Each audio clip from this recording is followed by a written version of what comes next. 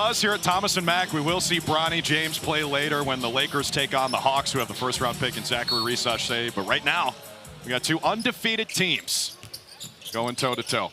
Dejan Jarreau coming right at us. Former Houston Cougar saves it. Grizzlies start with the ball. Jalen Wells goes to the hole. Can't bank it in. It'll stay here with Memphis. You were scared, huh? You can tell the truth. I don't know if I can catch Dejan Jarreau. I don't need 6'5" coming right at me. The good news is we got a magnet over here in Dave Freed. Yes, this is true. Dave Freed has taken a number of charges over here in this spot. He doesn't have a problem giving up his body for the betterment of the team. There's Trey Jemison dropping it in. Former UAB Blazer at 6'10", 255, 24 years old. Talked to Trey in the tunnel before the game, and the first thing I said to him is, look like you've been doing some push-ups, my guy. He is absolutely built for this. He benches 315 and squats 500. So it's been more than push-ups, you would say. Yes. Here's your man, Jay Huff, former Virginia Cavalier, rolls it in. Wahoo wah, Jay Huff, who was called by a former G League teammate with the Denver Nuggets, so of course the G League affiliate, and called him a cheat code in the G. That's what they're talking about with Jay Huff, that he's that special in the G League. You see Jay Huff finding that spot and then turning, being able to go up and finish. I don't think many people, when you see Jay Huff's skill, they realize how tall he is. He is over 7 foot tall, but has the skill of a much smaller player. Mentioned what he was doing in the G League. Almost 4 blocks a game and 20 points for Grand Rapids. Quick hands from Pippen. On the cross, drops it. Jemison has all 4 for Memphis. And nice touch by Jemison on the interior. Was close enough to dunk that, but showing off his touch, but doing a great job getting to the open spots, helping out his teammate, Scottie Pippen. Magic beat the Cavs 106-79. That was on Friday, then beat the Pelicans 91-86 Sunday. All kinds of space. First three-pointer of the game won't go. That was Jarrett Culver, who's been around the block, still just 25 years old. G.G. Jackson from way downtown. And G.G. has found the shooting touch. Started off his summer league going 0 for 10 from beyond the arc in their first game, I believe, in Utah. But he's found that touch here in Vegas. Yeah, 40 points through 2 games. Look at Huff, space on the floor. He wears that number 71. He is 7'1", as you mentioned, Corey. He's 7 foot plus. He absolutely is that and has that shooting touch, which makes him so dangerous as a big.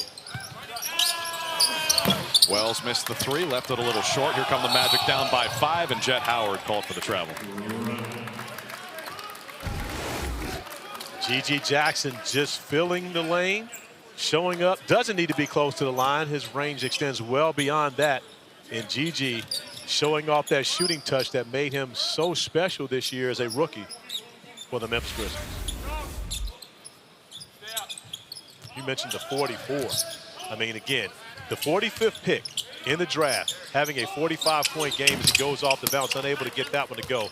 But you got to immediately be the steal of the draft when you have that type of performance, correct? I think so. All it takes is one. There's Culver streak into the basket. And GG, he had a couple huge games. He got some big minutes for a team that was really injured last year. But also had one of the biggest moments when he was interviewed by Shaq and just went into straight all from the standpoint that he was talking to Shaquille O'Neal as he's able to get the friendly bounce, knocking down his second 3 early in this game. Quick trigger from GG so far. Oh, you got to have the quick trigger when you shoot as well as GG does. He's got the rebound here. Pippen leads the break.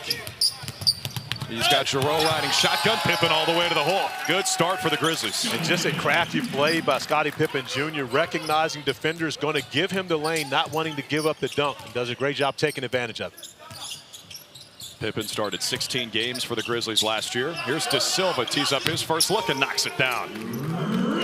Nice job by Jet Howard getting into the painted area, drawing the defenders, and then recognizing the correct read, finding De Silva beyond the 3-point arc. Oh, GG from deep. Maybe a little bit too much on that one.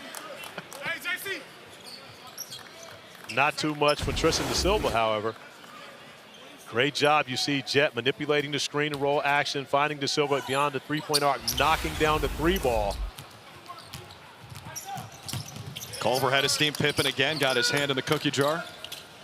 Howard on the step back. Contested shot draws the foul. Kaz Beverly makes that call. He's one of our officials today, along with Gina Catanzariti and J.D. Rawls. Dave Free gave you the thumbs up on that one, which means you pronounced it correctly, as we see Jet Howard getting hit on the arm there. We'll have 3 free throws. Immediately turned looking for an official, but actually it was Jamal Mosley, the head coach of the Orlando Magic, who was in his eyesight as he was looking for the call. There's Gina, and I confirmed how to say her name before the game. I said, it's Catanzariti, right? She looked at me, she goes, it's Catanzariti, and she did the hand motion as well. Okay, You know what I'm talking about. I know the hand motion you're talking about. The fact that you're showing it to me right now, right. I can see it. Yeah, I don't know if our viewers can see it, but hey, no worries. Catanzariti. That's the way it goes. I feel like I'm working with PJ Carlesimo still. Here's Jet Howard. I know you talked to Jawan before the game, right? I did. Hopefully he's going to come over and join us at some point. Beautiful wife Janine here with them is checking out their son Jet, playing in his second summer league. Got some action last year when he was the 11th pick by the Orlando Magic. That was Dejan Giroux on the other side, a fancy floater. He was really one of the best players in the country. Have you forgotten the rules? Oh, I'm sorry. That was a what? A push? There you go. Oh, Jay Huff. 5-on-4 for Memphis. Jackson, the stop and go, draws the foul. I did not forget the rules, partner. I think you did. Do I need no another such thing as a fancy floater? The Grizzlies play the Pelicans tomorrow night. They'll reassess Edie Soreness tomorrow. He is day to day, gentlemen. Katie, we talked with Coach March. One of the things that he told us was they were not going to slow down for Zach Edey. They were going to continue to play a fast-paced game. So he wants to make sure that Zach is going to get in tip-top shape and be able to get up and down the floor. That's something, of course, that you follow the NBA, you know so much about. How do you see Zach fitting into the NBA style, especially with Memphis?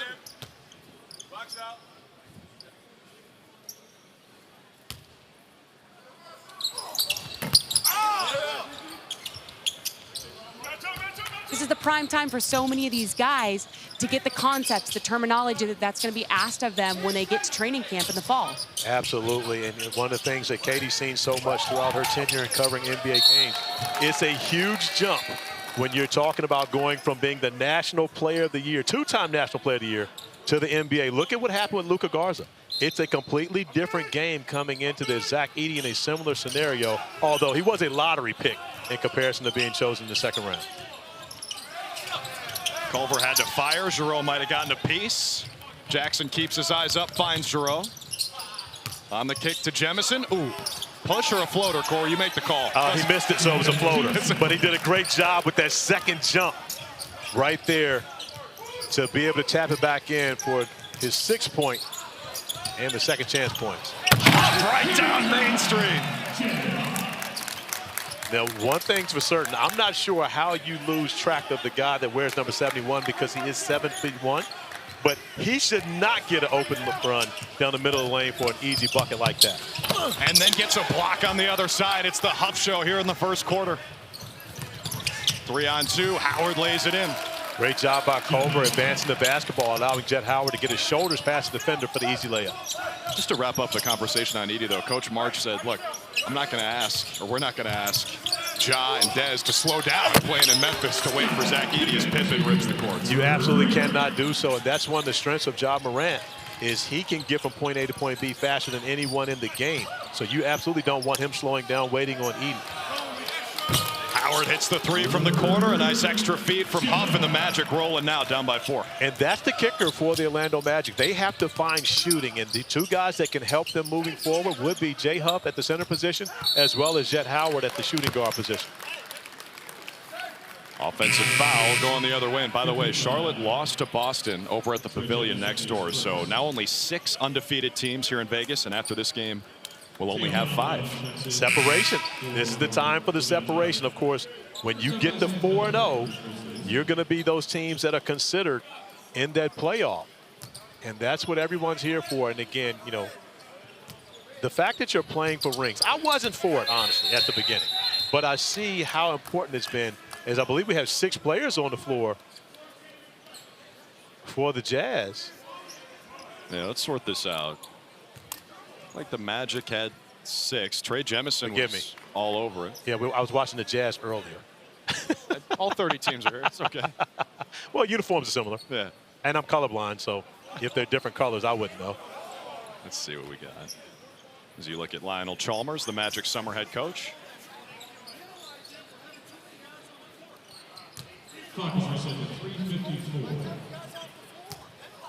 I know Trey Jemison was signaling technical foul, which normally means that they had too many players on the floor. The Magic did, but there's a foul on Memphis. Goes against Isaiah Miller out of UNC Greensboro. But, you know, it's like we were talking about 30 teams being here. This is the 20-year anniversary of Vegas Summer League. It's amazing how this event has grown. You go back to 04, 6 teams were here. They played 13 total games. Now you're at 11 teams, 76 total games. Can you tell me who the #1 pick was in the 04 draft? 04 draft. I've stumped you early. Just let me think. We just got to work together, and I've stumped you already. Dwight Howard. Oh, Dave, yes. I never know what I'm supposed to prep when I'm working with you, Corey.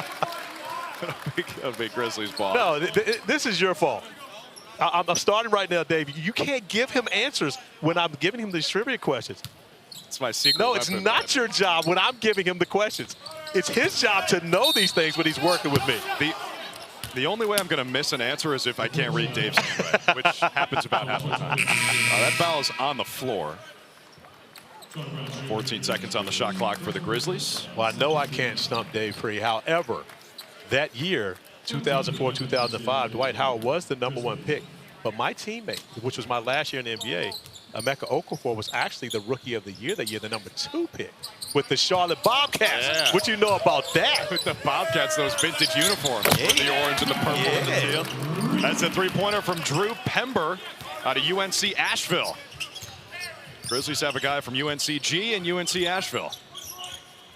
And if you're familiar with any geography in the state of North Carolina, they're nowhere near each other. Correct. Here's Pippen running the floor. Pember tries another. Back-to-back threes for Drew Pember. But give Scottie Pippen all the credit on that one. He looked off defenders just with his eyes simply and allowing Pember to get in spot and knock it down. Pember with 2 threes, Scottie with 2 assists. But this one was even more special from the top of the key. Give me all 3 of these. Lakers squaring off against the #1 pick, Zachary Rissache and the Hawks. That's 9:30 Eastern over on ESPN. You took a look at the sphere there, lit up like a basketball. Nice summer league tradition. We saw that a lot last year. Haven't seen as much this year with the sphere. Maybe the sphere's prices have gone up. It was new last year, so summer league we might have gotten a better deal. Putback is there for Jared Rhoden. Played for the Pistons last year, 3rd-year pro out of Seton Hall. Rhoden is a elite level scorer. Watch him in the G League Winter Showcase get buckets. But he's one of those guys got to find other ways to affect the game to find his way onto an NBA roster. Like that, waiting after it defensively. Pippen recovers, 5 to shoot. Pippen takes it all the way and drops it in. But Drew, do you see the eyes? The entire time Scottie's in the painted area, he's not even looking at the basket. No one's thinking he's going to shoot it because he already has 4 assists in his game. He's been dropping dimes and gets to the basket, making it look easy. Bryson Williams getting his first summer league action this season. Charlie Brown Jr. knocks down the 3. Speaking of G League vet, Charlie Brown Jr. won a championship 2 seasons ago with the Delaware Bluecoats, and is one of the guys who is always at the top of the charts in all the G League stats. That was Pippen's first miss. He started 3 of 3 from the floor. Brown out to the corner. That 3 won't go for Rhoden. Pippen with the hit ahead to Wells. $1:30 to play in the first quarter. Good game so far. Grizzlies by 7. De Silva. All right, as I say, good game. Getting a little sloppy. Once again, that's your fault. There's Pember upstairs. So Drew Pember has dropped in a couple of threes and now throws down the alley-oop. And a nice find from Isaiah Miller getting into the painted area off the turnover. Hey! Teo Maladon on the floor, gets the whistle. He'll go to the line.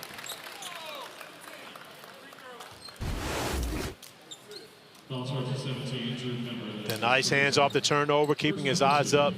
finding Pember over the top. And Pember off to a great start, as you mentioned. 3 for 3 from the field. 8 points.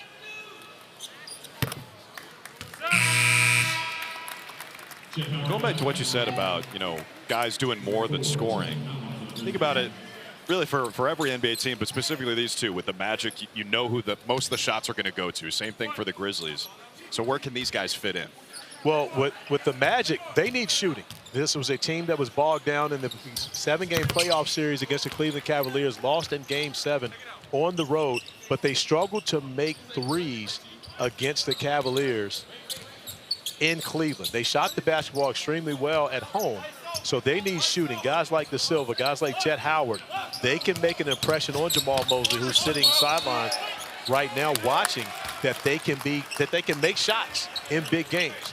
On the other side of the floor, we don't really know who the Memphis Grizzlies are right now, because with Desmond Bane getting hurt last year, Ja missing, I believe Ja only played 7 games last season. So when you think about that, their 2 best players out of the rotation. Jaren Jackson Jr. had a great year, but they don't really know who they are right now. So it's going to be interesting to see what the Grizzlies need moving forward. Of course, Marcus Smart being in the fold, where they didn't have him 2 seasons ago, where they were the 2 seed in the West. Jackson with the lefty finish plus the foul. But we will know one guy that they're going to be looking for more minutes for. That's this guy right here, G.G. Jackson, who has continued to grow in his game. And Drew, G.G. reclassed up. He should have been in this year's draft instead of being a wily veteran right now of the Summer League, where you can see the vet move going to the Euro. Same foot, same hand, left-hand finish over the top with a contact opportunity for the and one at the line. He turns 20 in December. He was the youngest player in the NBA last year. Started as an 18-year-old. And you could see him developing as the season went on. By the time they called on him with all those injuries, he was ready for his shot. But can you imagine the teams with the 44 picks in front of him watching him when he's going through that stretch of getting 44, and you look at the all-rookie second team, 14-6. And honestly, the reason why he was on the second team is because the first team was so good. But think about, look at this group. It's a good class. Look at what Derek Lively did this year, and he's on the second team. The rookies last year were great. I was shocked to see Brandon Miller playing in the pavilion earlier. He was playing in the game earlier. That shows you how important things are right now for the Charlotte Hornets continuing in his development. Yeah, he was a finalist for Rookie of the Year. Yeah, he was runner-up, right? Holmgren was runner-up. Miller was third. Yes, that's right. Brandon was 3. Holmgren runner-up. However, it was unanimous, you know what? Unanimous vote. Obviously, by the end of the season, not a surprise that it was unanimous for Wemby, but I feel like at the halfway point of the season, it was a debate between him and Chet. Well, and again, I think Chet was great all season long, as was Brandon Miller. But when you consider that Victor was doing things that have never been done in the history, the 78-year history of this game, I don't really think it was as close as you thought it was. Not by the end of it, that's for sure. Not by the end. But the Grizzlies are a team that you cannot forget about when you look ahead to the West next year. I mean, think about it. You mentioned it. Ja plays 9 games. Marcus Smart plays 20 games. Even Jaren Jackson missed 16. Clark missed the entire year. They're going to be back, and their summer team looks amazing right now. 33-24, they're on top. Invaluable minutes with the Grizzlies last year. How is your game better this summer league as compared to a year ago? Just being able to play as much basketball as possible has definitely been helping my growth, as a player, but also as a man. And, I was a little immature, but I feel like I'm starting to grow up. Fun to watch. Thanks. This one, thank you. And what you didn't see there, folks, is G.G. Jackson was more excited to do the interview with Katie than he was to do it with Shaq. Incredible. He had a similar reaction when he saw Katie George coming over. I mean, Katie's a celebrity. I mean, we already know that. So, I don't blame him. Don't make me blush. We're just happy to be able to hang out with Katie walking in. Yeah, you know how people just storm. I mean, almost like Bronny coming into this building. We're here to see Katie. What a first quarter for the Grizzlies. In 10 minutes, they scored 33 points, shooting 57% from the floor and 5 of 8 from downtown. I think that's one of the things that, people, our audience should recognize. Summer League games are 40 minutes. NBA games are 48 minutes. So this is the same length as a college game. However, you do get 10 fouls, which is unbelievable. The fact that you get that many fouls. And some guys are using them. Well, you guys had a game last night where everybody used them, right? I think there were, how many, Dave? 287 fouls? Does that sound right? 67 This is apparently the correct number. That was Minnesota, Philly, and those are some minutes we're never going to get back. Out of bounds off of Memphis. Stays here with Orlando. Two of the undefeated teams here in Vegas. 2 of 6. With Charlotte losing earlier to Boston.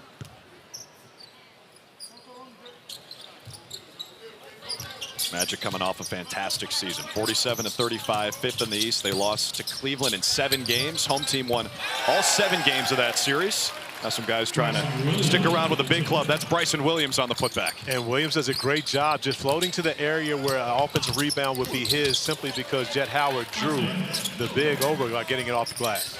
Isaiah Miller responds with his first 2 points. Howard in the isolation. There's Myron Gardner. Now Jared Rhoden. 6 to shoot. Rhoden pulls up. Professional scorer. Absolutely. Getting to his spot in that mid-range. That's where Rhoden's at his best. He can shoot the 3 ball, but he's very dangerous when he gets close to that painted area.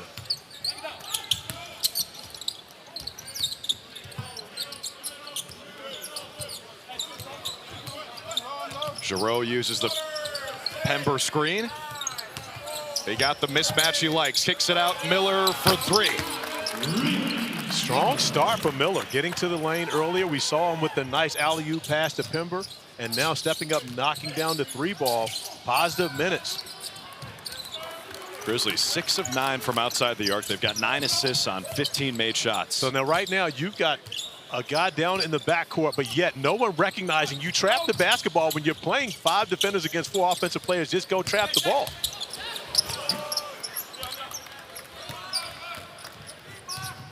Yeah, Williamson was behind the play, 21 for Memphis.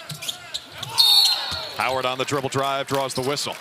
And this is the improvement. This is development for Jet Howard. You see him now being able to attack the basket. 6'8", but the ability to handle the basketball and finding his way to the rim, getting to the free throw line, of course, coming into the NBA as a shooter. And he shot the basketball well throughout Summer League thus far. But this is really where he's grown as a player, the ability to put the basketball on the floor and put pressure on the defense by getting into the painted area. There's my boy, Nuke, big Nuke. See, now, that's one of the things. So I believe we're going to get a chance to talk to Juwan today. Now, you don't pronounce the end of it because you don't know if it's a K or a T. It's either Big Nuke or Big Nuke. And that's make sure that you ask that question today because I'm supposed to know as one of his very good friends. So I'm going to leave that one to you. Oh, see, you know what? First the Fat Boys break up, now this. Wait a minute, you do know who the Fat Boys are, yes. Correct? Okay, I was just checking. I know that one. Williamson for 3. Leaves it a little short. Coming the other way, here's your boy, Xavier Moon, the king of Vegas. Out to Gardner on the baseline. A nice finish. Nice drive right there, using the rim as a shield. Giroux not wasting any time, pushing the tempo back. Jamison over the top of Huff, spins it in. Now someone hit that basketball. That should have been there should have been a whistle. Now I'm not sure who hit it, whether it should have been a bucket or not. And you know what I got to say? That actually is a floater. There's no flick of the wrist, and he's made 3 of those already. Yeah, we're not playing FIBA here. No, we're not. That's somewhere else. You cannot touch it when it's on the cylinder. Moon to Huff, taking advantage of his size. Good box out by Jamison. Timmy Allen, the former Utah Ute, Texas Longhorn, in the game for Memphis now. Giroux with a little space, hits the triple. How you think this backcourt's going along when you got Giroux from Houston and Timmy Allen from Texas? Tell you what, those 2 teams in the Big 12 now having battles throughout the college basketball season. Howard flying around the screen, missed the triple. Jamison boards it. Small thing, but it was a great job by Jet Howard getting his feet back behind that 3-point line. For somehow or another, the mid-range has become, you know, you don't take a long 2. You got to make sure you get back behind the 3. Miller with a soft touch. Isaiah Miller, strong performance here in the first half. He spent his last 3 years in the G League, still looking for his first NBA action. He is a free agent, as are most of the guys out here. Not just trying out for the club they're wearing on their jersey, but all 30 teams Right back at you, Roden from the mid-range. We talked about Some Roden. guys still shooting. That's it. I mean, again, 2 points count more than none. Again, so if you're going to miss a 3 or get a 2, I would take the 2 anytime.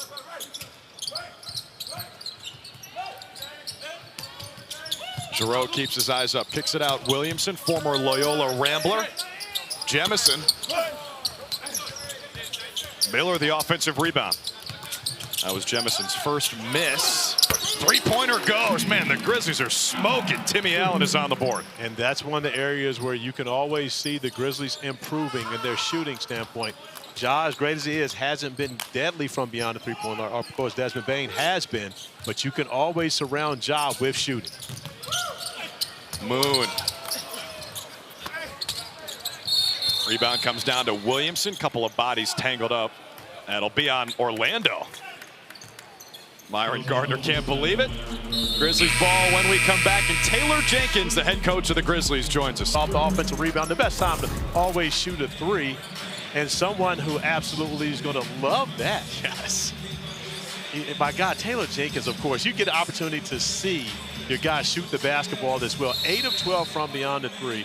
What does this say to you when you get an opportunity to see your young guys do this at Summer League? Well, I think if you look at the 8 makes, all but 1 are assisted. I think the last one was off of a pick and roll, but it's a variety of different ways. It's in transition, running with the space that we talk about, being selfish. You know, you draw 2 to you, get an open shot. It's a hustle play right there off an offensive rebound. Timmy Allen knocks down a 3. Got 11 assists already. You know, just watching these guys from the time we spent in Utah, here in Vegas, just how collected and connected we're playing right now. Out here in Summer League, you know, you're adopting new systems, new philosophies, new teammates, new coaches. There's a lot of stuff going on, but our guys coming out here, executing our standard, but especially on the offensive end, playing together is the most rewarding thing right now. Corey, did you catch that? Collected and connected. There we go. It's the new grit and grind. Hey, listen, I spent a lot of time with this gentleman 2 seasons ago when they were the number 2 seed in the West throughout the playoff run, and just getting an opportunity to see the way they go about their business. Hated watching what happened last year with the injuries and everything that happened, but I know you're poised for a big season coming up. Yeah, there's another one right there. There you Scottie go. Pippen taking advantage right there. Drive, draws 2 or 3 guys, wide open corner 3. But yeah, you know, difficult season last year. You know, guys are healthy. It's awesome. It's a first step back, but a lot of great work's being poured in. Seeing so many of our young guys. A lot of these guys got great opportunities over the course of last season, end of season, whether it was starting on a contract, 2-way contract, 10-day. Guys are taking advantage of their opportunity. So seeing a lot of the guys that have been in our hustle program, our G League program, was huge for us, has always been huge for us. But especially last year, just that development's always at the core is what we talk about. And Summer League's the best time to put on display. Ja just got cleared from the shoulder surgery. He put out on Twitter, it's go time. It's go time. What's the update on him? What was the last time you saw him, and what's he up to right now? Yeah, saw him a couple of weeks ago. Checked in with him, but obviously, you know, big moment in his, you know, return to play. Obviously, he's just been pouring into his body work, working on his strength, you know, everything with his shoulder surgery. Obviously, it's a difficult season. You know, only got 9 games on the floor out there, but he was so connected throughout the year with his teammates. You know, it's hard when basketball's kind of taken away from you and you're not out there, but grew a lot, you know, even despite the challenges last year, you know, with the injury, and then pouring in at the start of this offseason on his body. Now that he's cleared, it's full throttle, you know, no restrictions on the basketball development.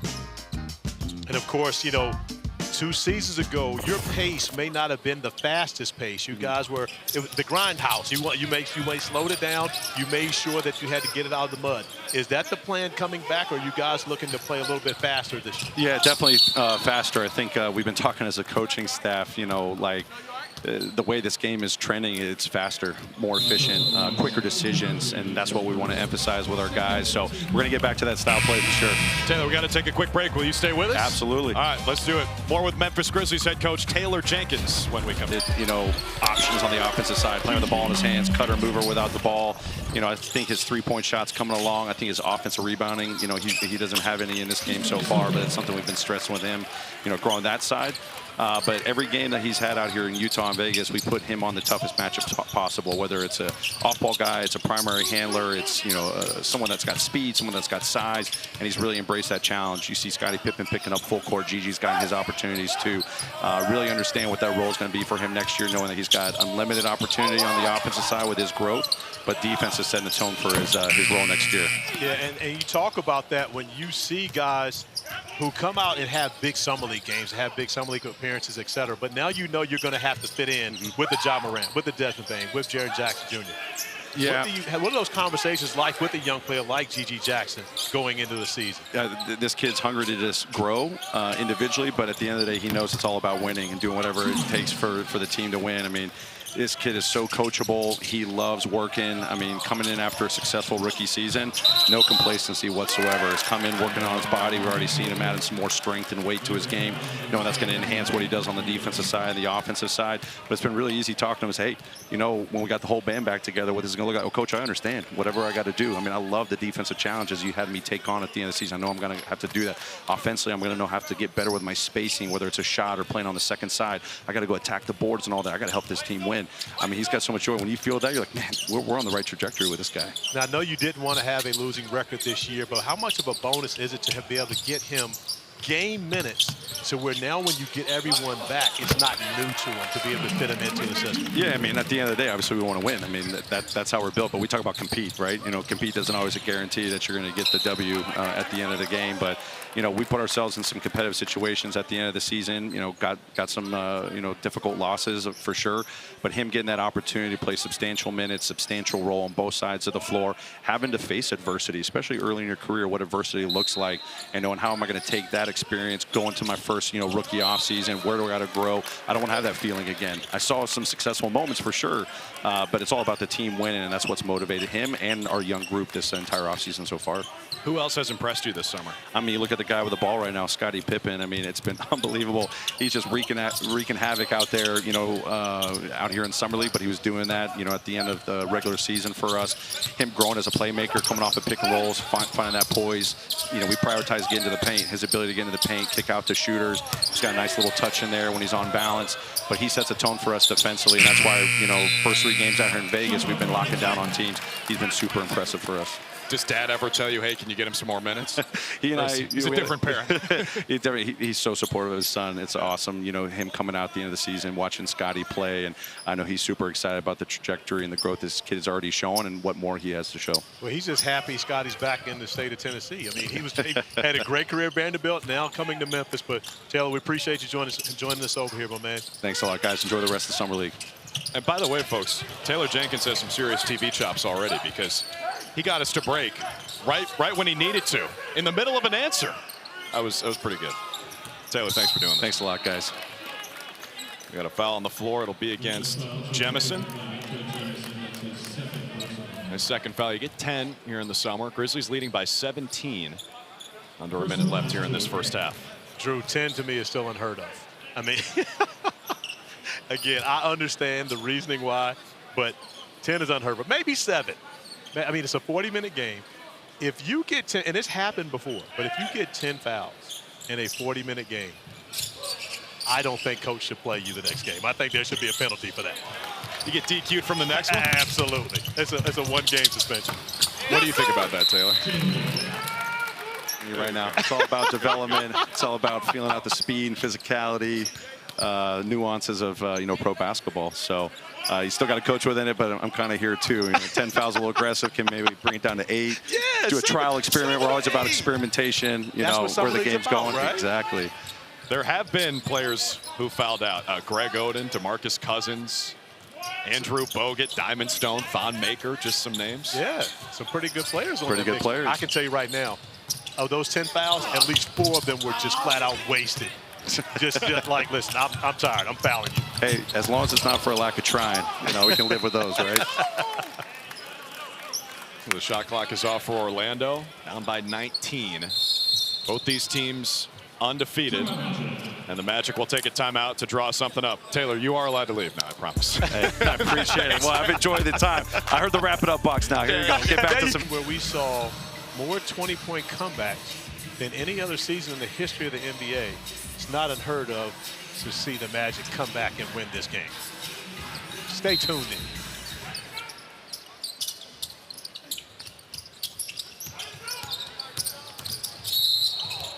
Pippen fouls Brown. That's interesting. Second in the last 2 minutes, so almost as though there was a foul to give. Yeah, it wasn't. You know, gamble right there by Scottie, uncharacteristically not a mistake to put points on, possibly put points on the board. for Orlando headed into halftime. However, 8.9 gives you more than enough time to get a quality look. Maybe Scotty just wanted another touch on the offensive end. Those two guys were barking at each other a little bit. They did have a little conversation. Yeah. A little conversation. They fell over each other. He had a chance to hack Brown and be like, Coach, I thought we had a foul to give. Sorry. Timeout, Grizzlies. Another free throw coming. It's descended on Vegas, as it always does around this time of year. We're here at Thomas and Mack Center. Fans in attendance. Bronny playing later tonight. Right now it's Memphis 57, Orlando 39. The score is important. Obviously, you want to win the game. You also want to boost your point differential because we're getting down to crunch time in this Summer League season. Both these teams come in at 2-0. You might have to go undefeated to make it, and even then, your point differential is going to be huge. But when you consider the fact that there's a ring up for grabs for this, an opportunity to win a championship, you have to value that. And both these teams have come in to Vegas valuing that opportunity and relishing it right now, much more so for the Grizzlies here in this first half. Charlie Brown Jr. knocks down both free throws. Here comes Pippen. Last shot of the quarter for the Grizzlies. Guess who? It's going to be G.G. Jackson. Missed the three short. He had a fantastic. The Grizzlies to the 17-point lead. Yeah, Pippen's got 5 dimes. Grizzlies as a team, 12 assists on 23 made field goals. They shot 50% from the floor and 56% from outside the arc in the first half. Yeah, 2 years ago, I sat here with Scottie Pippen Sr. as the first year of the ring, as we see Jay Huff get to the rim and finish with the early opportunity here in the second half. But it was the first year of the rings. Once again, another look at Jay Huff off the bounce, the hoop, the harm, opportunity for the and one. And so Scottie, of course, who has 6 rings, and I'm asking him, all right, what do you think about this? And he says, I'm good with it. You know, he told me he was good with it. Scottie was playing, of course, for the Lakers at that time. And he did say that Scottie had 0 chance of getting one of those rings with the real Lakers. But he was okay with it until I asked him, but would you rather have the money that the ring costs, especially at this point of your career? Because you understand that rookies, even if you're on the NBA contract, you don't get paid till November 15th. So I'm taking the bread, to be personal. Nothing against the ring, but I'm taking the bread if I had that chance. And Scottie agreed. Well, if Scottie had stayed with the Lakers, he could have maybe gotten an in-season tournament ring a couple years later. Do they do rings for that? And $500,000. I don't think they do rings for that one. I think that's simply about the bag. You get the cash. And I would take the $500,000 over the ring. So yeah, that's true. He's got a chance to get one here this summer. Grizzlies does. Tremendous. Lead is 15, early third. Jay Huff out to Jarrett Culver for 3. And G.G. Jackson's got the board, a game-high 13 points in the first half. Pippen guarded by Tristan Da Silva, who we highlighted off the top. Kind of a quiet first half for him with 5 points. But look at this matchup. You've got Scottie Pippen Jr. posting up Tristan Da Silva, while G.G. Jackson had Xavier Moon guarding him on the perimeter. And they throw the ball in the post to Scottie at 6, maybe 6'1", with a 6'9" guy guarding. Positionless basketball at its finest. Modern NBA, Culver on the follow. I got Pippen at 6'1½". Okay. That's how they list him. I'll agree with that. Fouled by Culver in the backcourt. And, you know, Scottie, this is something that I've always been curious about. Scottie spells his name with a Y, and Pop spells it with an I-E. Scottie Pippen Sr., technically, on his birth certificate, it's with a Y.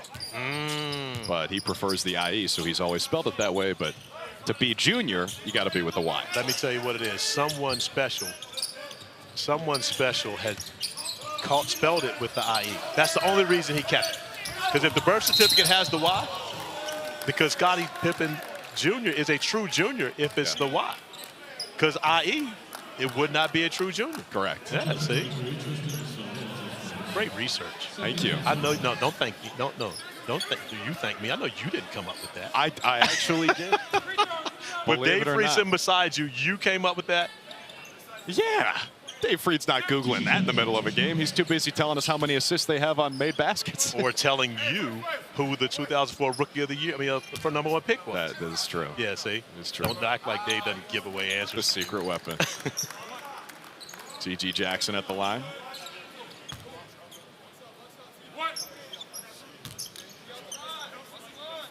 is Justin Pippen. Watching his big brother out here.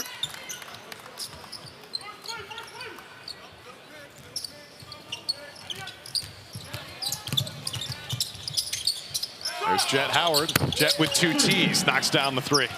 Ah, I like how you did that there. 2 T's for 3. You see Jet getting some playing time for the big club this year? I do, I really do. His ability to shoot the basketball, and again, it's different when you're a rookie. G.G. Jackson, of course, crashing the board, had a great rookie season, but for Orlando, a team that was really good this year, and with all the young players that they have in place, Jet's ability to shoot the basketball and just take away a little bit of that pressure from Paolo Banchero, from Franz Wagner, those guys, and open up the floor for them to be able to get to the basket, especially with Paolo, who is already tough to deal with when he gets ahead of steam going downhill. And that team is so young, and they were so successful last year, maybe advancing their timeline. Paolo in his 2nd year becoming one of the better players in the Eastern Conference. They go out, they add KCP in the offseason. Seems like they're ready to contend sooner rather than later. Good defense from Xavier Moon protecting the rim. Culver running the floor for the flush. Yeah, and you see the Magic being able to get out in transition. I spent a lot of time with Paolo last week here in Vegas at the Jason Tatum Elite Camp. And Paolo, we talked a lot about their roster makeup and how excited he is for what the Magic have, and not only their young players, but also bringing in KCP, the veteran, who has not 1 but 2 rings in 2 different organizations. Howard draws the foul. Pippen Jr. commits it.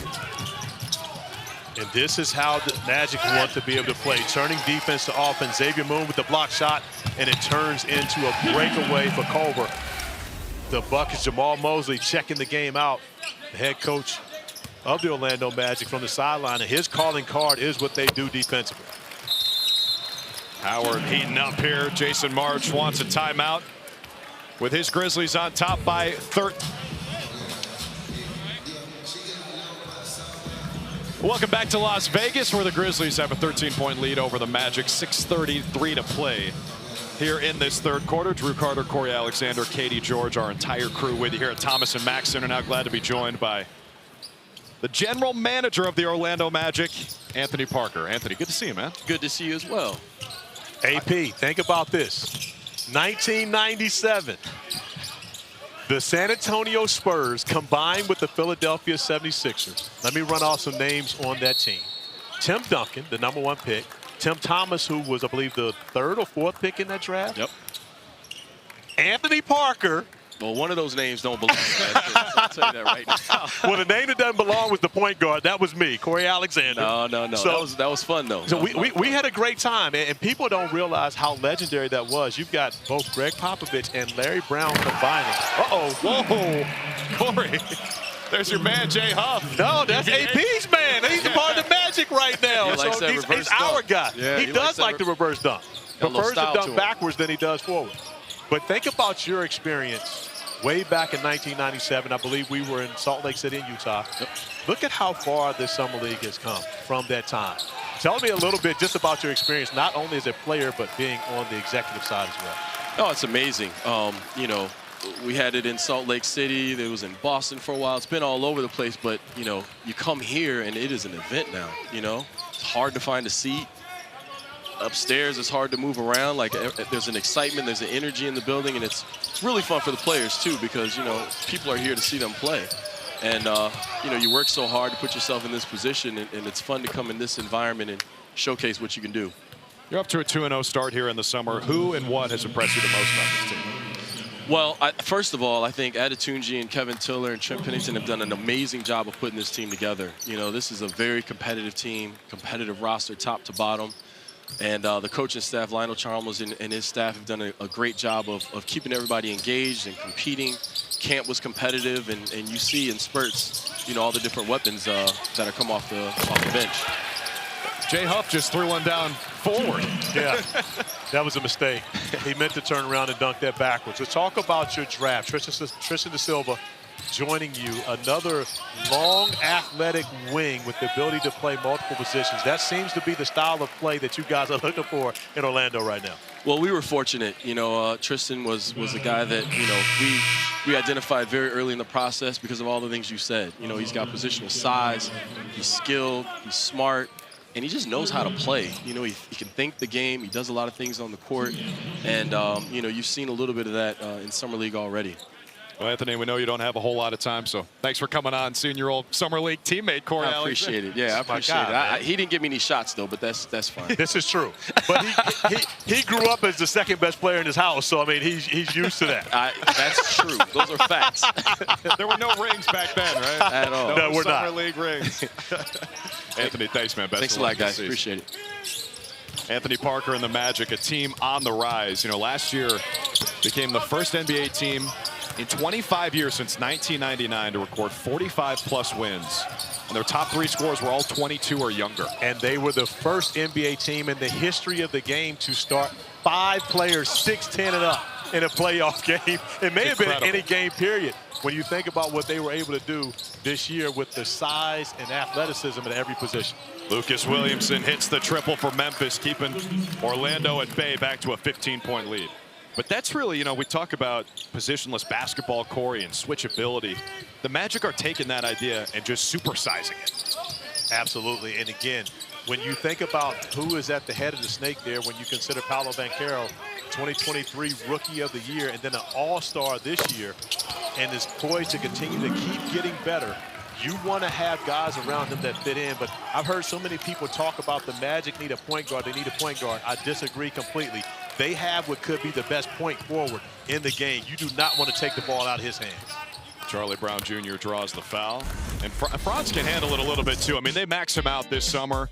Huge 5-year contract. This is the core that they're rolling with. Bringing Kentavious Caldwell-Pope, who you mentioned, is a 2-time champion. He's one of 2 guys with multiple championship rings in the 2020s. Can you name the other? Oh, I see what you did the right shoe there. is on the other foot now. The shoe is on the other foot. So 2 guys. Oh, it's easy. Drew Holiday. There you go. See, I mean, again, you know, you got to think about in the 2020s, right. You're only thinking Minnesota. I mean, I'm sorry, forgive me, not Minnesota, Milwaukee, and Boston in that mix. Drew Holiday, and again, Drew Holiday is going to win that battle because I think, and I hate to say this to you with your ties to the Celtics, they're going to win more. You think so? I do believe they're going to win more.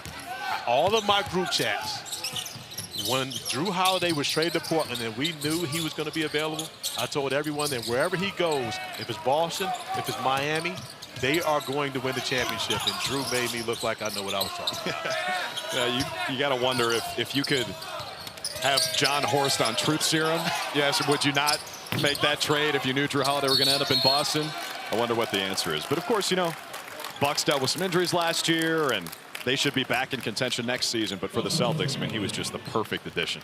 Take them over the top. Absolutely, and you see Boston and what they were able to 14 games. That's a record in the Eastern Conference. Yes, it is. It's a record in the Eastern Conference, and then when you consider what they were able to do, in all honesty, they gave away a couple of games in the playoffs. The game 2s in the first 2 series where they just pretty much gave away games. They probably should have only lost 1 game, the 1 game to the Mavericks in the finals, or a clean sweep, 16-0. There's Tristan Da Silva getting himself involved here in the second half, up to 8 points. And now we got a 7-point game over here, Drew. 8-0 run for Orlando. Jay Huff's been great in this third quarter. Tristan Da Silva knocking in the triple. Good find. Pippen with a nice bouncer to Jemison, kicks it out Lucas Williamson. 5 to shoot. Tried to get it back to Jemison, stays here 4.6. And you can see the Magic now locking down defensively, doing a great job getting stops and turning those stops into points on the other end. As you mentioned, an 8-0 run to make it a 7-point game. 2:46 remaining here at the 2K25 summer. Over on the walk. It's an 8-0 Magic run. Is Jets about to check back into the game? Or does he get called back to the bench? Too late getting to the table, can't get in. I told him pregame, give us something good to talk about.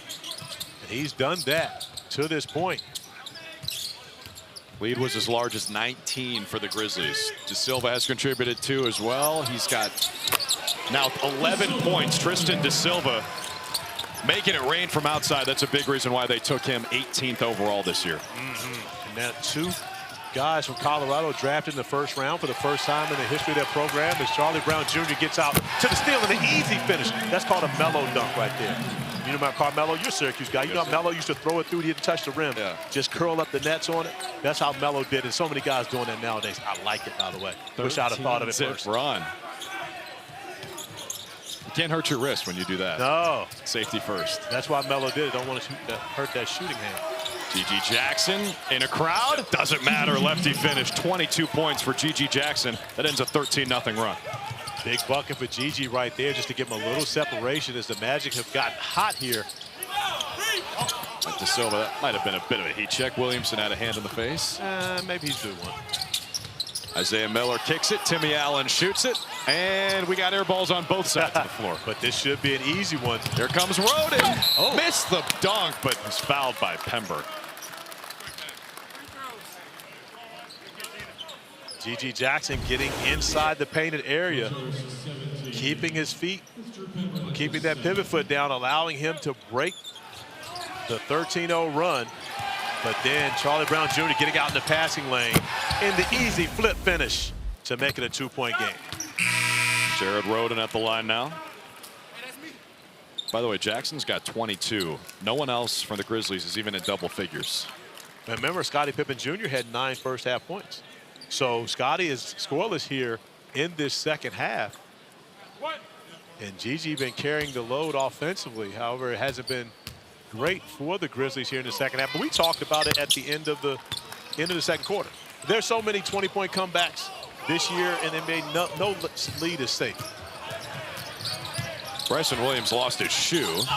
Gets back in the play. Good defense from Howard, but he's called for the foul. These teams do have a challenge. We'll see if Lionel Chalmers wants to use it. I believe you're the only one that thinks that this is good defense, because watch that. Boom. That is all armed. That is not hand. Up top, it looked like he hit the ball. Oh, no. He'd get better angle for you. That is all armed. There is no basketball on that one. Isn't the hand part of the ball sometimes? Yeah, except for when it's the wrist. He did get him down low for sure. I was fooled by the reaction. You were. It's okay. Jet did a great job of selling it. Let's see. Do we see any ball here? Oh, is that what it is? Fingertip? No, that is wrist. The wrist is not part of the ball. The wrist the is hand part of the ball. is, the wrist is not. Jackson goes 1 for 2. Great night for him continues. Is it night yet? You know, we spend so much time. Oh, you know what? That is a great point. Thank you. Normally, I don't give you that much credit. Off of Howard's leg. Grizzlies ball. I guess you could say it's nighttime somewhere, right? I mean, isn't that the way you do that? Yeah. There you go. 5 o'clock somewhere. Under a minute to play in the third, folks. This is a big game. Both these teams come in undefeated. Only 4 of the 30 make it to the playoffs. G.G. Jackson like a running back straight through the lane. And he's really been the answer for everything that the Grizzlies have needed throughout this game. Tough spots. He's been able to go out and get a bucket. Howard creates some space. G.G.'s got the board. He has 11 of those to go with his 25 points. Miller on the pull-up. And then he fouls Roden on the rebound. G.G. Jackson able to go off the bounce at 6'8", extremely strong, get his shoulders past the defender and finish off the glass when his team needs a bucket the most. And of course, whenever you need a bucket, it's always great to have a guy that can attack the paint and get a closer shot. You take the open 3 if it's available. However, you want to be able to put pressure on the defense in the painted area. It was Teo Maladon who got fouled. Grizzlies' 10th foul of the third quarter. Both these teams in the bonus right now. 10 fouls in 10 minutes. I respect your research, too, calling him Teo in comparison to Theo, which most people would recognize him as. Because there is an H in the name, correct? Yeah, it looks like Theo, Yeah. but he's French. Got a shot to try out for the Olympic team. Now back here in the Summer League.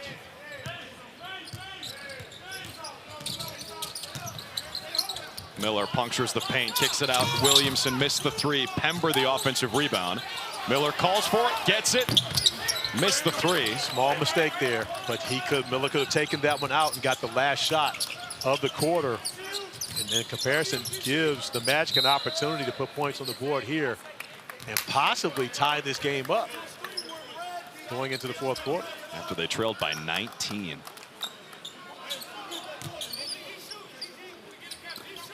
Roden to inbound. He finds Howard, their leading scorer. Howard turns the corner, matched up with Pember, floats it, did not get the roll. Roden there on the cleanup, and that'll count. Small things could turn into a big thing. Isaiah Miller with an opportunity to pull it out of an offensive rebound and get the last shot in. For one, what changed for you guys in that third quarter? Just the energy, playing together, calming down a little bit. They're speeding us up, so just calming down. This is your second summer league. How has your game gotten better and improved in the year that you spent in the league? Just knowing what to expect, not as antsy, familiar with the coaches and my teammates. So just calming down. Yeah. Good luck in the court. Thank you. All right, Katie, so Jet Howard with Katie. Juwan Howard joining us now over at the table. Juwan Howard joining the Brooklyn Nets as an assistant this year. How do you evaluate your son's interview there? Well, I mean, he could have did a better job. but I guess I'm being critical as a dad, which I always, my kids always say, hey, I believe in perfection, and I do. I want you to get it right, do it right every time, all the time. Well, I'm going to go back, and I was telling Drew about this earlier. Big Nuke. Okay. Right. Now, I refer to you as Nuke simply because I've grown up calling you Nuke. We've been doing this since we were about 16 years old. But that is a nickname of you, and it's Correct. very well known around the NBA, which you have so many ties.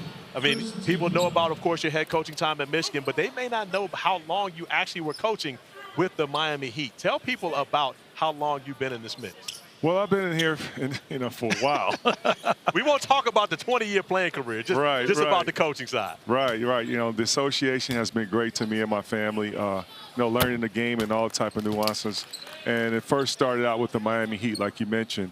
I spent 6 years with that great organization, growing as a coach. First started in player development under Coach Spo, and then I worked my way up and got better each year. And I owe a lot to the Miami Heat organization and giving me that opportunity and trusting me and developing me to be in the position where I am today. And doing that, so, of course, your son, Jet, had an opportunity to be involved in the NBA game so early. Do you see that as an advantage and how that's helped him to this point? Well, I mean, his passion has always been, basketball. He's loved it since day one. And, he's been around it, like you mentioned, from watching me playing for the Miami Heat and, getting an opportunity to learn from guys like D. Wade, Ray Allen, LeBron James, and many others. And so as you be around it and grow, with the game, it becomes who you are. And that's what he loves. He enjoys the game of basketball and playing it each and every day. He loves the competitiveness of it. He loves the hard work that you have to put in order to become the best version of yourself. Going to a Magic roster where they already have so many talented young players, what do you tell Jet about trying to fit in the NBA and maybe in a different role than he's ever played in his life before? Patience, and trust the process. Coach Mosley has done a fantastic job along with, management, like John Hammond, Jeff Weltman. Those guys have built that team from ground up, and they made some awesome picks. You talk about Franz Wagner, a guy who I coached. You also, added, guys like Paolo, and then the list goes on. And then we saw how last season, how well they played, and they went deep in the playoffs, and gave Cleveland Cavaliers a run for their money. But now they're on the map, and they're on everyone's scouting report. And so with Jet, you got some talented wings that are playing in front of you, like Franz, like Jalen Suggs, and many others. But the thing is, just get in practice, work on your game, get in the film room, study and learn from the coaches, see what areas you can improve on, get in that weight room, try to be in the best condition, best shape that you can. Also stay healthy. Health plays a large role in it. And then when you stay ready, you're going to get your opportunity. Your opportunity. We got the boss here. Janine is also here checking out the game. Now, I can tell you right now, I know it's much less pressure on you now not having to coach your sons in comparison. Right. Go finish. Wow. In comparison to where you've been having to coach both your sons over the past few seasons, when you see her and her watching Jet. Now, that's her baby. We know about his baby. You look at him, of course, as a player having been through that. But how is Janine now having an opportunity to watch her son?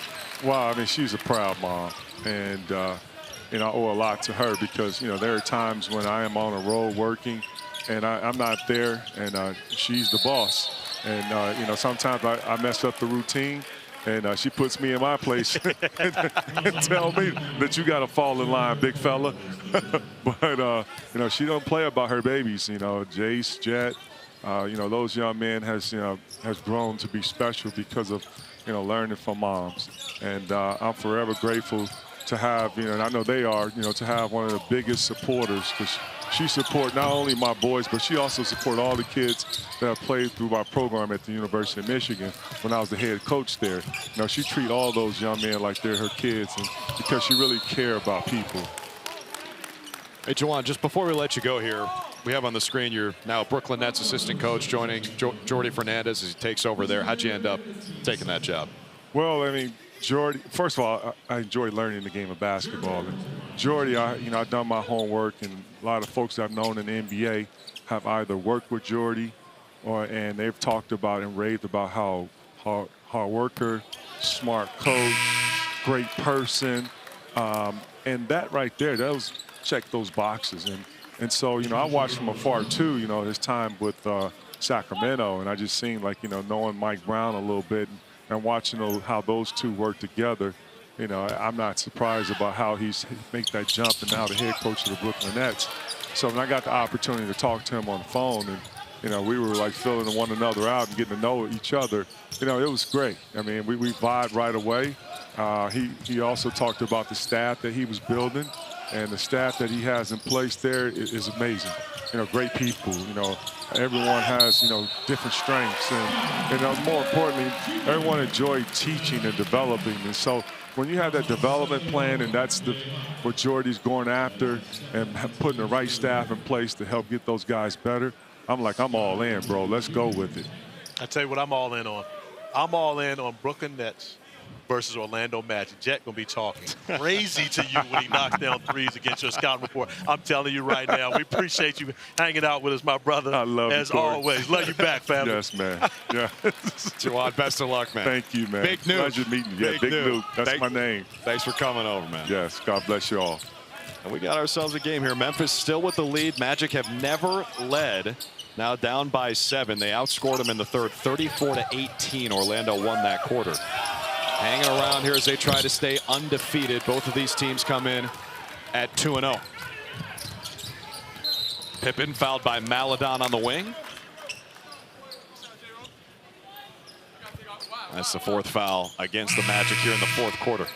Tell you what, one of my favorite moments, and I've been fortunate to be able to work the NBA draft over the last 4 years, ESPN Radio, getting an opportunity to see Juwan and Janine at the draft, to hear Jet's name called as the 11th pick in the draft. And again, Juwan was a lottery pick, I believe the 5th pick in 1994.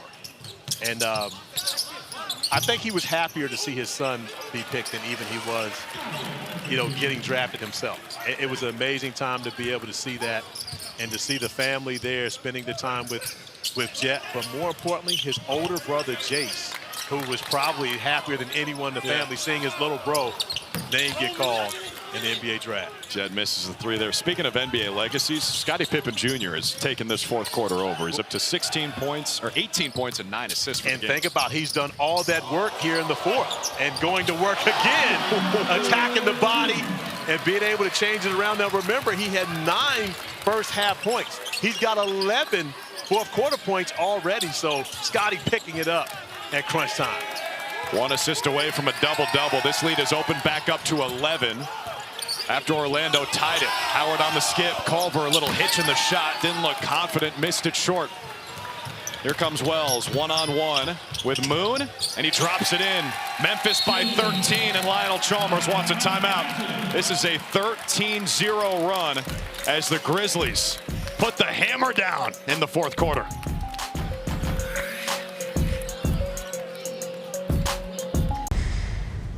They're rooting against you. Tries to rebound from some poor shooting performances, but you can still see the potential when you watch him. And a first of a rare back-to-back in Summer League for the Lakers. They'll play tonight and tomorrow night as well.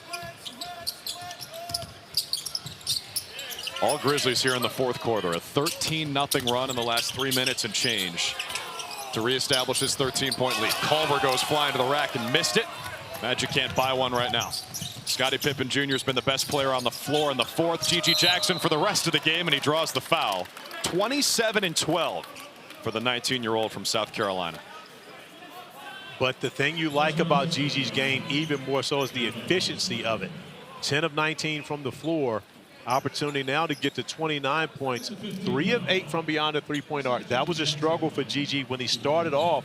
Summer League play was 0 for 10 in game 1 in Utah, but has really found a rhythm and continues to play better and better each game. But I believe this may be his best Summer League game thus far. Well, we talked about how he had 44 against Denver in the regular season finale. That's the second most points ever scored by a teenager in an NBA game. Okay. This is a tough one. Oh, this definitely is a tough one because you got to go to the teenagers. And what teenager went above 40, had 45 or more? It was 1980. Oh, that's easy.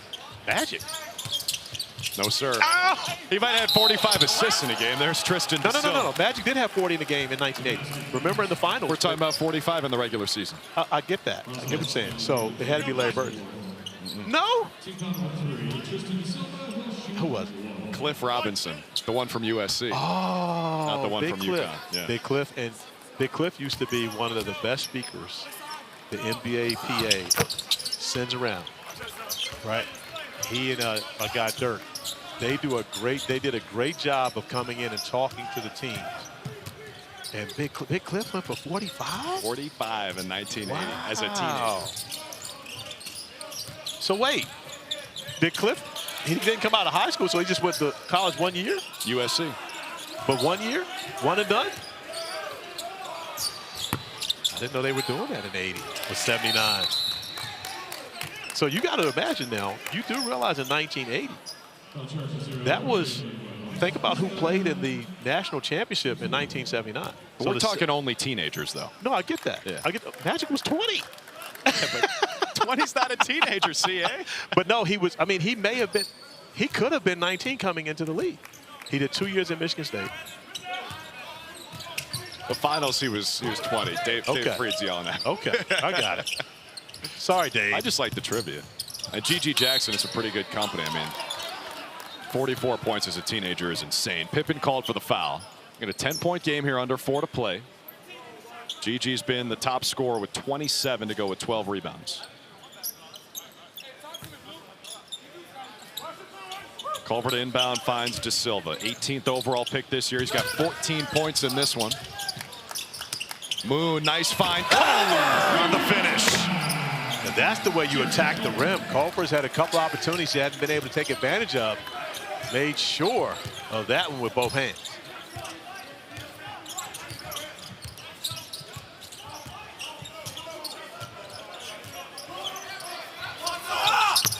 Pippen Jr. too strong. Jemison's got the offensive rebound. Giroux left alone. Hits the three. That's been the answer for the Grizzlies. They've shot the basketball extremely well from beyond the arc, and that's really been the separator between these two teams. 12 of 31, Memphis from outside the arc. Moon, lefty lay won't go. Orlando 8 for 23 from downtown. Giroux trying to get G.G. Jackson to run. They want to keep the tempo high here, even though they have an 11-point lead right now. Want to continue to keep their foot on the gas pedal. Pull-up jumper. Giroux fouled. That goes on Jay Huff. And Dejan Giroux going to the line when we come back. Teams still standing. The tiebreaker, first it's head-to-head, then it's point differential. So the point differential does matter here. And of course, it is possible to have a loss and get into that top 4 to make the semifinals. But as you mentioned, that point differential becomes important when you have tie records going in. The simplest way, go 4-0, and you'll find yourself in. Dejan Giroux at the line for Memphis. By the way, Cliff Robinson, when he scored 45, was 19 years old and 361 days. But he did play 2 years of college, so he was an early entry into college. Similar to a guy like a G.G. Jackson who went to reclassed up to go to South Carolina.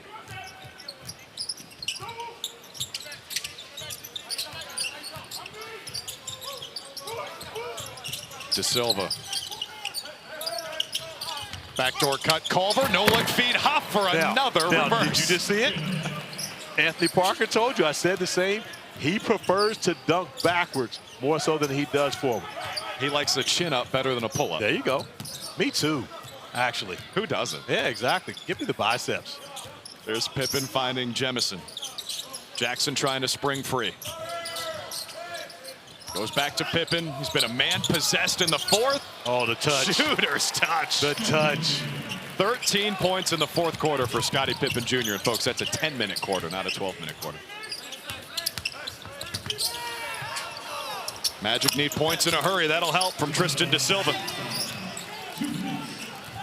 His three-point percentage improved all 4 of his years at Colorado. Ended up as a 40% shooter as a senior. Had an opportunity to go to UCLA and call one of his games at Colorado. Got off to a great start in that game, knocking down threes, making plays. However, the Bruins were able to get that win. But you can see the talent on Tristan De Silva and, of course, Cody Williams, who was a lottery pick as a teammate.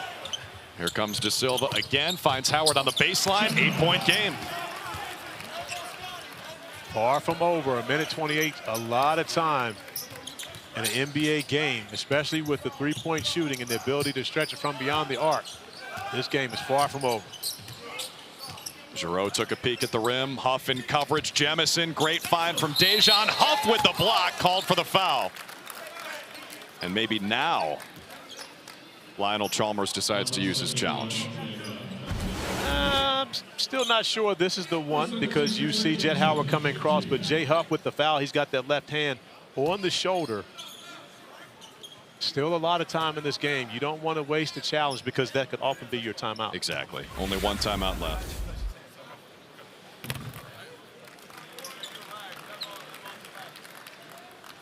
Trey Jemison at the line. Jason March, their summer league head coach, raved about him when we talked to him before the game. High motor, great communicator.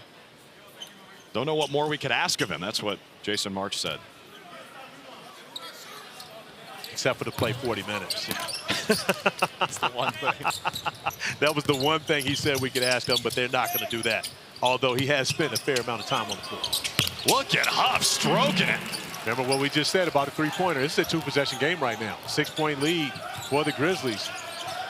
That's 18 points for Jay Huff.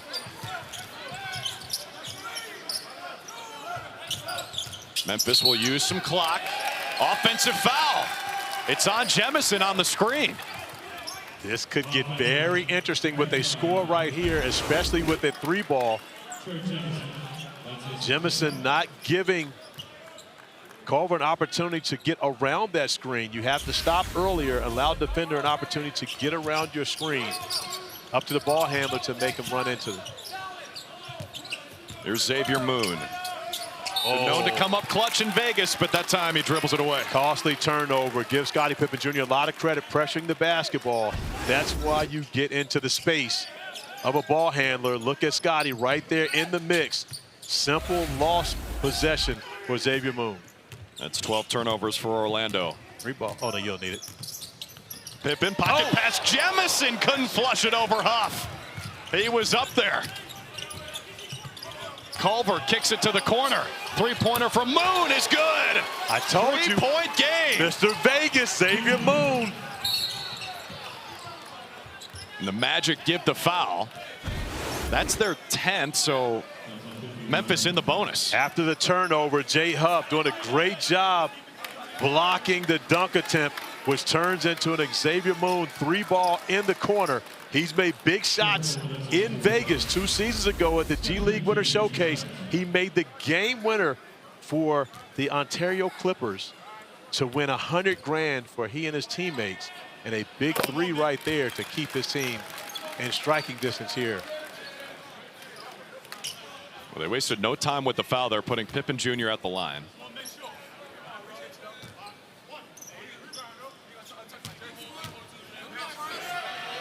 And Scottie Pippen Jr. goes 1 for 2. And another foul on Jemison. Oh, now here, and they had a foul to give. I was about to say, because if you're shooting 2 with no time going off the clock. It's the first in the last 2 minutes, so there's not another to give away. So De Silva to inbound. Both teams have their starting lineups out there. Xavier Moon runs point for the Magic. Scottie Pippen Jr. defends. Huff has been fantastic in the second half. Oh, don't give him that much space. Now it's Moon. Got to score in a hurry. Huff after the pump. Tries to get his shot away. It comes up short. Good defense from Jemison. Giroux the rebound. Pippen is fouled. I thought Jay Huff had a look earlier in that possession when he caught the basketball and went to the DHO. Jemison backed off enough, but trying to go off the bounce. That's not the strength of Jay Huff right there. You can see shot not getting to the rim. Great defense by Jemison there. I thought Jay Huff missed an opportunity to take that three when Jemison backed up early in the possession.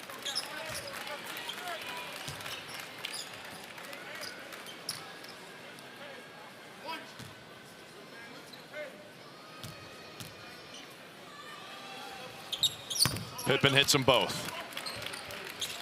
6-point game, under 5 seconds left. De Silva the inbound to Huff. Looking for an outlet. Culver at the buzzer, and that's all she wrote. The Memphis Grizzlies remain undefeated. 104-98, the final over the Magic. Orlando takes its first loss here in Vegas, and the Grizzlies a chance to go 4-0 when they take on the Pelicans tomorrow. So 4 3-0 teams here in Vegas, just 5 remaining undefeated. So the Magic are not